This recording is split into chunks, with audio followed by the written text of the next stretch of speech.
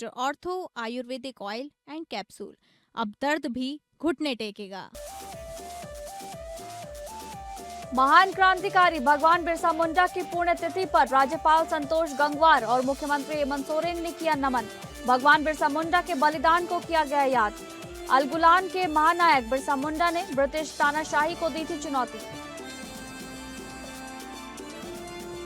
रायपुर में भारत भाग्य विधाता फिल्म की प्री लॉन्च स्क्रीनिंग सेरेमनी में शामिल हुए मुख्यमंत्री विष्णुदेव साय। 26/11 मुंबई आतंकी हमले पर आधारित है अभिनेत्री और सांसद कंगना रनौत की फिल्म। सीएम साय ने कहा, सेवा, साहस और समर्पण की कहानी है भारत भाग्य विधाता। पटना सिविल कोर्ट से खान सर को बड़ी राहत। फायरिंग मामले में गिरफ्तारी पर लगी रोक। सुरक्षा कर्मियों की नियमित जमानत पर भी हुई सुनवाई। कोर्ट ने मांगी केस डायरी। वायरल वीडियो के आधार पर दर्ज हुआ था मामला।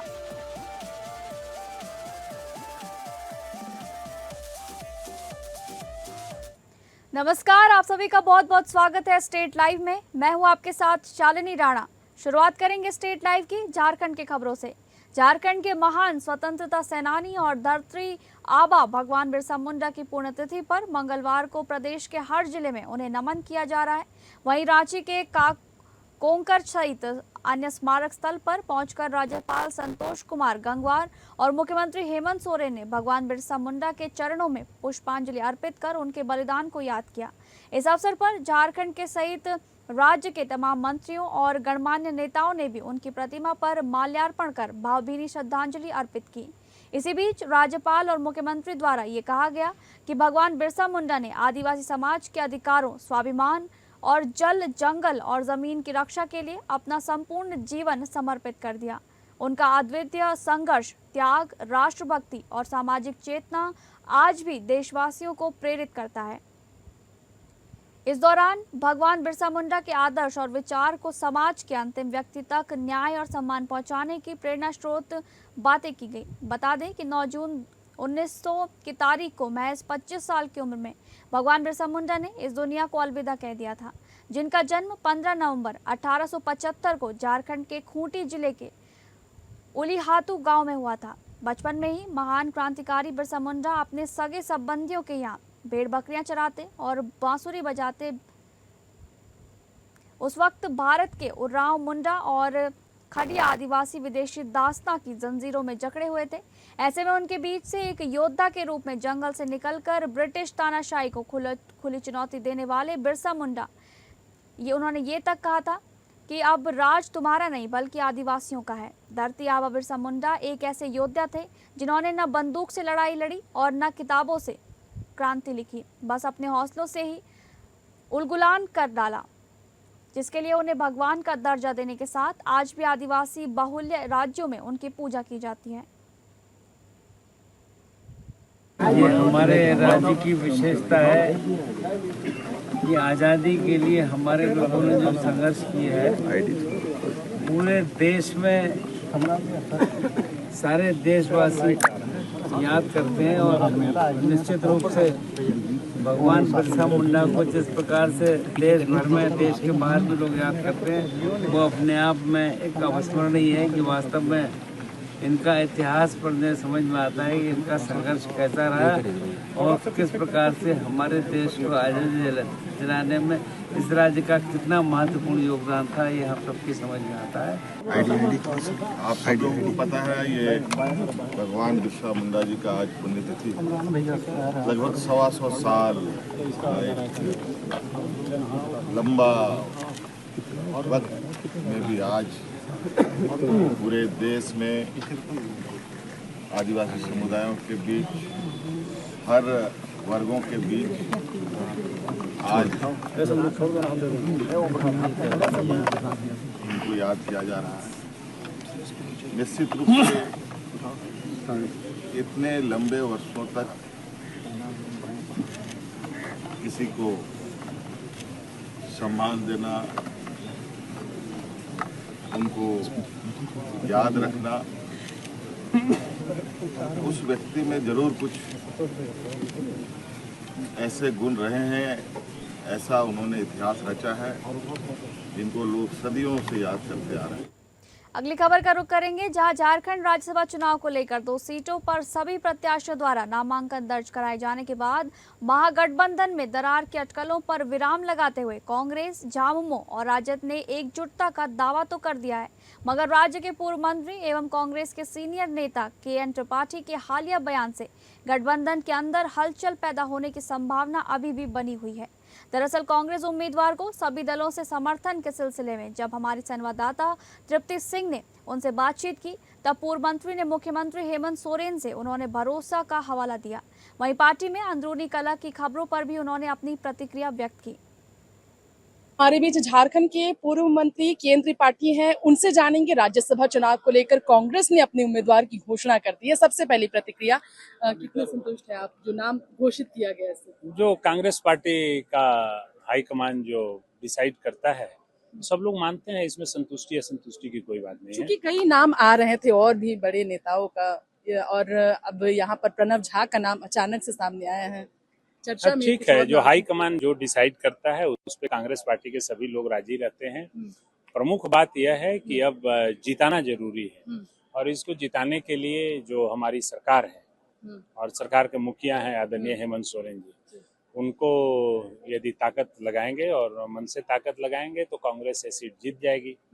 यदि सरकार ताकत नहीं लगाएगी तो दिक्कतें आएंगी, तो इस पे पूरा दारोमदार सरकार के ऊपर है।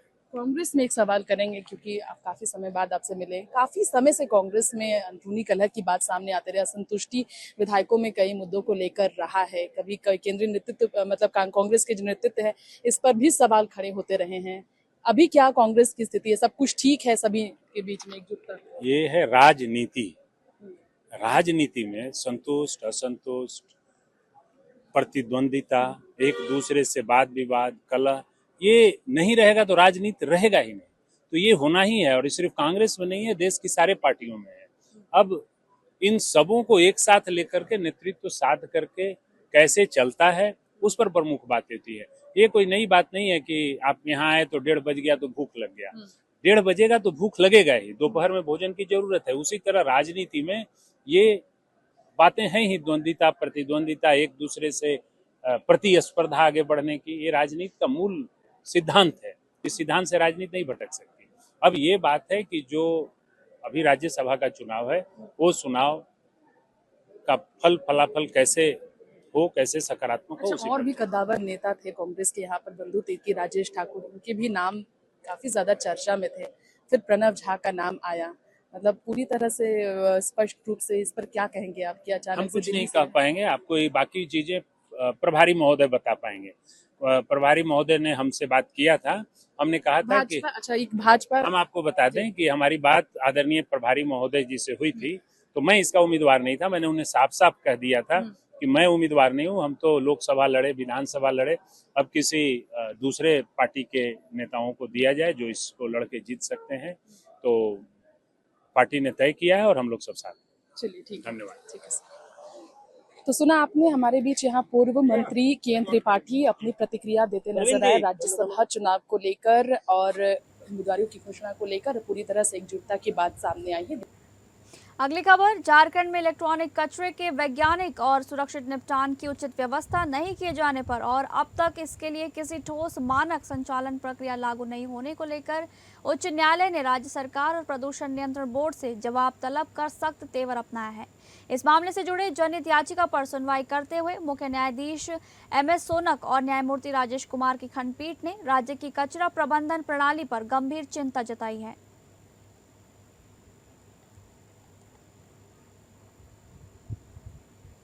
रांची के होटवार जेल में महिला कैदी के यौन शोषण और गर्भवती होने के मामले पर झारखंड हाईकोर्ट ने स्वतः संज्ञान लेते हुए फिर से बड़ी सुनवाई की है। जानकारी के मुताबिक हाईकोर्ट के मुख्य न्यायाधीश MS सोनक और न्यायमूर्ति राजेश शंकर की खंडपीठ ने इस मामले पर फैसला सुनाते हुए बीते कल हुई सुनवाई के दौरान राज्य की DGP और IG जेल के शपथ पत्र पर असंतोष व्यक्त किया है। इसके साथ ही अदालत ने राज्य सरकार से पीड़िता की मेडिकल बोर्ड रिपोर्ट और जुडिशियल कमिश्नर से जांच रिपोर्ट तलब की है। वहीं जानकारी मिली है कि इस मामले की अगली सुनवाई 17 जून को होने वाली है, जिस पर कोर्ट ने कहा कि ऐसा प्रतीत होता है कि पुलिस मामले को हल्का करने की कोशिश कर रही है।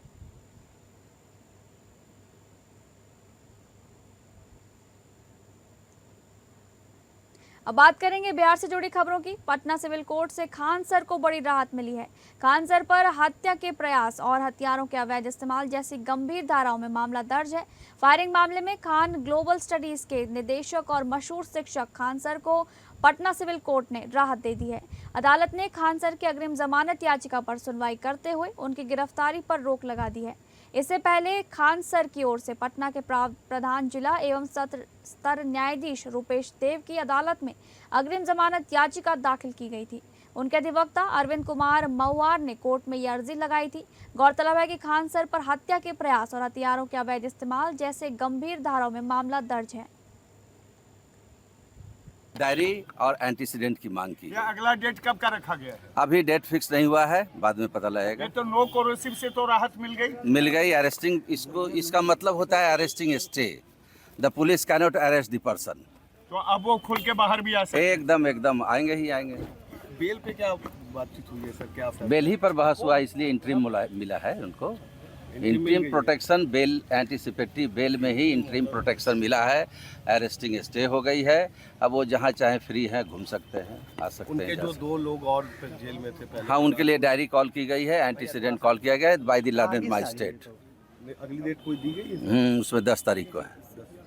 वो दूसरे वाले में 10 तारीख को हाँ, जो कस्टडी में है गार्ड्स लोग, उनके बारे में 10 तारीख को है। तो अगले आदेश में क्या खान सर को भी पेश होना होगा या आप लोग? मन होगा तो आ सकते हैं, नहीं तो कोई ज़रूरत है उनको आने की आवश्यकता नहीं है। सुनना होगा तो आ सकते हैं, ऐसे कोई नेसेसरी नहीं है कि ही विल अपीयर। खबरों के सिलसिले में आगे बढ़ेंगे। अब बात करेंगे छत्तीसगढ़ से जुड़ी खबरों की, जहां छत्तीसगढ़ के मुख्यमंत्री विष्णुदेव साय राजधानी रायपुर के जोरा मॉल में आयोजित भारत भाग्य विधाता फिल्म की प्री लॉन्च स्क्रीनिंग सेरेमनी में शामिल हुए। इस अवसर पर उनकी धर्मपत्नी कौशल्या साय एवं परिजन भी उपस्थित रहे। कार्यक्रम में प्रख्यात अभिनेत्री एवं सांसद कंगना रनौत, फिल्म के निर्देशक मनोज तापड़िया सहित फिल्म जगत से जुड़े कलाकार, जनप्रतिनिधि और बड़ी संख्या में आमजन उपस्थित रहे। मुख्यमंत्री साय ने कहा कि ये छत्तीसगढ़ के लिए बड़े सौभाग्य का विषय है कि कंगना रनौत की फिल्म भारत भाग्य विधाता की स्क्रीनिंग प्रदेश में आयोजित हो रही है और इस अवसर पर वे स्वयं यहाँ पधारी हैं। उन्होंने कहा कि माता कौशल्या की जन्मभूमि और भगवान श्री राम के ननिहाल छत्तीसगढ़ में कंगना रनौत का हार्दिक स्वागत और अभिनंदन है। मुख्यमंत्री साय ने फिल्म से जुड़े सभी कलाकारों, तकनीकी विशेषज्ञों और पूरी टीम को शुभकामनाएं देते हुए कहा कि ये एक ऐसी कहानी है जो उन अनसुने और अनदेखे नायकों को सम्मान देती है जिनके असाधारण योगदान को अक्सर पर्याप्त पहचान नहीं मिल पाती। बहुत अच्छी फिल्म है और प्रख्यात अभिनेत्री और सांसद सुश्री कंगना रनौत जी का बहुत धन्यवाद करते हैं, आभार व्यक्त करते हैं। उन्होंने अपनी फिल्म का स्क्रीनिंग शो के लिए छत्तीसगढ़ को चुना और बहुत अच्छी उनकी भूमिका एक नर्स के रूप में इस फिल्म में है। और जो 26/11 को जो मुंबई में पाकिस्तानी आतंकवादी जो अटैक किए थे उनको लेकर है और कामा अस्पताल की नर्सेस ने साहस और बहादुरी के साथ जो घायलों की सेवा किए और मैम एक नर्स के रूप में इसमें भूमिका अदा की है। और ये फिल्म निश्चित रूप से लोगों के लिए प्रेरणा का स्रोत रहेगा कि साहस और अपने कर्तव्य को कैसे निभाना चाहिए। मैं एक बार फिर उनका छत्तीसगढ़ की तरफ से बहुत बहुत अभिनंदन करता हूँ। छत्तीसगढ़ के उप मुख्यमंत्री तथा लोक निर्माण, लोक स्वास्थ्य यांत्रिकी, नगरीय प्रशासन एवं विकास, खेल एवं युवा कल्याण मंत्री अरुण साव ने सुकमा जिले में विकास कार्यों और विभागीय योजनाओं की समीक्षा करते हुए अधिकारियों को समयबद्ध, गुणवत्तापूर्ण और परिणाम कार्य सुनिश्चित करने के निर्देश दिए। उन्होंने सुकमा जिला मुख्यालय में आयोजित बैठक में कहा कि प्रभावी कार्यशैली, नई तकनीकों के उपयोग और नियमित फील्ड मॉनिटरिंग से ही जन समस्याओं का त्वरित समाधान संभव है।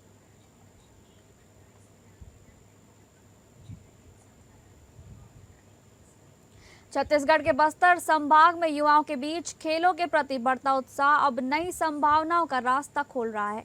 उप मुख्यमंत्री अरुण साव ने कहा है कि बस्तर के युवाओं में खेल के प्रति जबरदस्त जुनून देखने को मिल रहा है और इसी को ध्यान में रखते हुए सुकमा में आधुनिक स्पोर्ट्स कॉम्प्लेक्स का निर्माण कराया जा रहा है।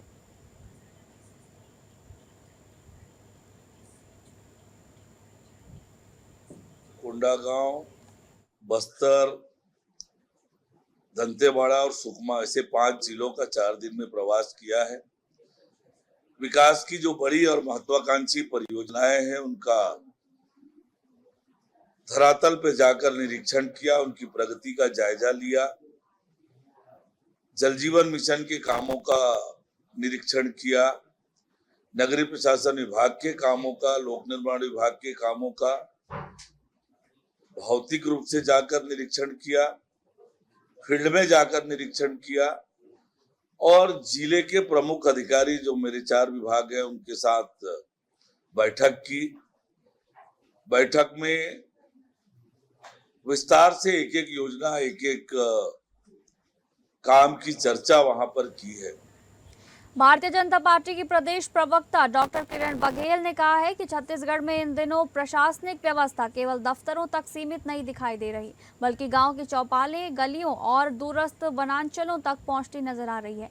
मुख्यमंत्री विष्णुदेव साय के नेतृत्व में चल रहा सुशासन तिहार अब महज सरकारी अभियान नहीं, बल्कि जनता और शासन के बीच भरोसे को मजबूत करने वाला जन आंदोलन बनता जा रहा है। चौपाले से मजबूत हो रहा है जन विश्वास और गांव-गांव तक पहुंच रहा है सुशासन। छत्तीसगढ़ में इन दिनों प्रशासनिक व्यवस्था केवल दफ्तरों तक सीमित नहीं रही है, बल्कि गांव, चौपालों, गलियों, मोहल्लों और वार्डों तक पहुंचती नजर आ रही है। आप सभी की जानकारी में है कि इस बार 2026 की सुशासन तिहार 1 मई से 10 जून तक लगातार छत्तीसगढ़ में पूरे प्रदेश में चल रहा है, जो कि सरकार और जनता के बीच में एक जन विश्वास का, जन आंदोलन का रूप ले रहा है। कांकेर पुलिस के लिए ये ऐतिहासिक और गौरवपूर्ण क्षण रहा जब नक्सल विरोधी अभियानों में अदम्य साहस, उत्कृष्ट नेतृत्व और असाधारण वीरता का परिचय देने वाले कांकेर जिले के 2 जाबाज पुलिस अधिकारी लक्ष्मण केवट एवं रामेश्वर देशमुख को महामहिम राष्ट्रपति द्रौपदी मुर्मू द्वारा देश के प्रतिष्ठित वीरता अलंकरण शौर्य चक्र से सम्मानित किया गया। ये सम्मान राष्ट्र सुरक्षा, जन सुरक्षा और नक्सल उन्मूलन के क्षेत्र में दोनों अधिकारियों के साहसिक योगदान की राष्ट्रीय स्तर पर मिली स्वीकृति है।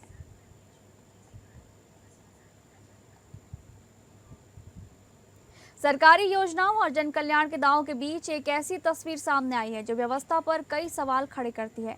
गरियाबंद जिले के दूरस्थ ग्राम सुखरीबडबरी में एक बुजुर्ग मां अपने मानसिक रूप से अस्वस्थ बेटे की देखभाल के लिए संघर्ष कर रही है।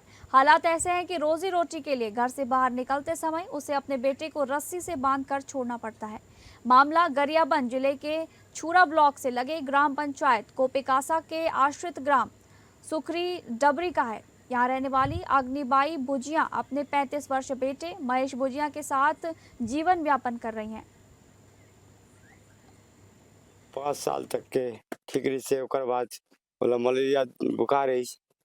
ओकर बाद ना वो ना पूरा इसने हो गए थे हो जगह पूरा लड़का कन हो गए।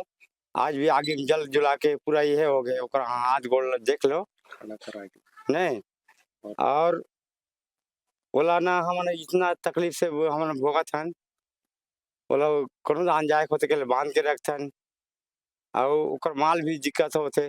15 साल के ओकर बीमार है आ ओकर आधार कार्ड नहीं मिलत है। अब 2-3 महीना वहाँ लगे रही है, वहू हर तो नहीं बन पाई है। वहाँ जाकर रह रही है, कार्ड नहीं मिले ना चाउर नहीं मिली 2 महीना भर जो। अब बात करेंगे मध्य प्रदेश से जुड़ी खबर की, जहां उज्जैन में बाबा महाकाल मंदिर की सुरक्षा व्यवस्था पर बड़े सवाल खड़े हो रहे हैं। पुष्पा फिल्म के अल्लू अर्जुन की तरह साड़ी, ब्लाउज, नथनी, पायल और नींबू की माला पहनकर एक युवक मंदिर में पहुंच गया। चौंकाने वाली बात ये रही कि जिन सुरक्षा कर्मियों पर रोक लगाने की जिम्मेदारी थी, वही उसके साथ सेल्फी लेते नजर आए। याद रहे कि मंदिर परिसर में फोटोग्राफी पूरी तरह बैन है। आपत्तिजनक वेशभूषा में प्रवेश भी वर्जित है। इसके बाद भी मानसरोवर गेट पर तैनात आधा दर्जन से ज्यादा सुरक्षा कर्मियों ने न सिर्फ युवक को नहीं रोका, बल्कि उसके साथ फोटो भी खिंचवाई।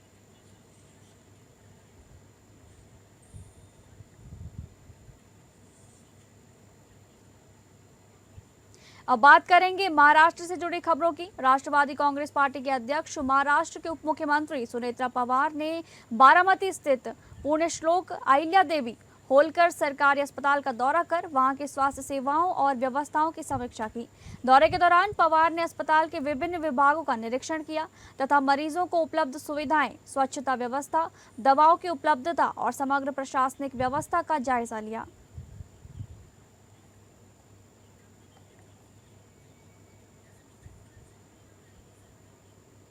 विभिन्न लंबित मांगों को लेकर आरटीओ कर्मचारियों द्वारा बुलाए गए राज्यव्यापी एक दिवसीय हड़ताल का असर पनवेल क्षेत्रीय परिवहन कार्यालय में भी देखने को मिला। हड़ताल के कारण कई सेवाएं प्रभावित हुई हैं। हालांकि आम नागरिकों को परेशानी न हो, इसके लिए कुछ कर्मचारियों को तैनात कर आवश्यक सेवाएं जारी रखी गई हैं। महाराष्ट्र के सभी क्षेत्रीय परिवहन कार्यालयों की तरह पनवेल आरटीओ में भी आज कर्मचारियों ने एक दिवसीय हड़ताल की।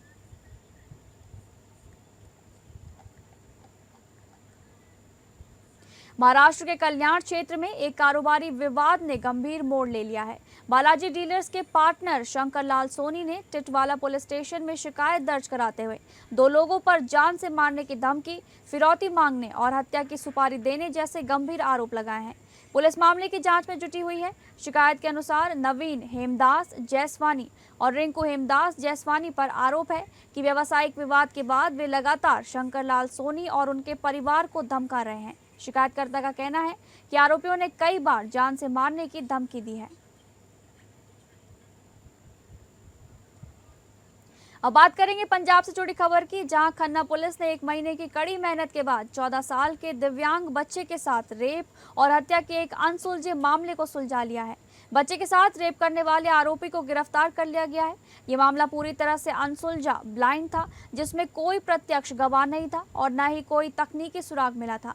फिर भी खन्ना पुलिस ने लगभग 1 महीने तक दिन रात की कड़ी मेहनत, बारीकी से जांच और खुफिया जानकारी के आधार पर इस मामले को सुलझाने में सफलता हासिल की। पुलिस टीमों ने स्थानीय लोगों की मदद से जंगल के इलाके में बड़े पैमाने पर तलाशी अभियान चलाया और बच्चे के सामान से जुड़े सुरागों का पीछा करते हुए एक तालाब तक पहुंची। बाद में गोताखोरों की मदद से वहां से बच्चे का शव बरामद किया गया। पुलिस टीम ने तकनीकी और मानवीय जानकारी का इस्तेमाल करते हुए आरोपी को भवानीगढ़ संगरूर इलाके से गिरफ्तार करने में सफलता हासिल की।